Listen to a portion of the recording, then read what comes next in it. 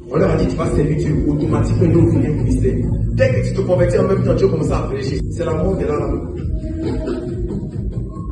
Parce que tu te dis non, j'ai rencontré Jésus avec empressement, il faut que j'en parle. Mais en fait, ton cœur n'est pas encore guéri. Ton cœur ne connaît pas encore les choses de Dieu. Tu n'es pas encore assez armé. Est-ce que vous savez que dans l'œuvre de Dieu, on peut mourir? Est-ce que vous savez que dans l'œuvre de Dieu, on peut t'emmener en prison? Est-ce que tu sais que dans l'œuvre de Dieu, tu peux vivre toute forme d'injustice? Est-ce que tu le sais?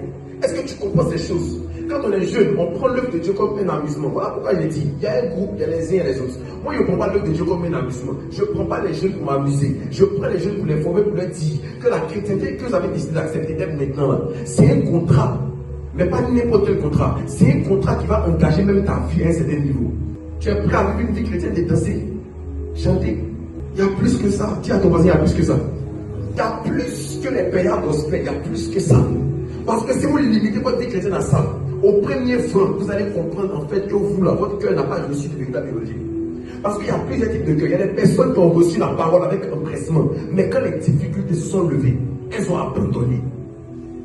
C'est beau de recevoir la parole avec empressement. C'est beau de recevoir la parole de Dieu quand tout va bien.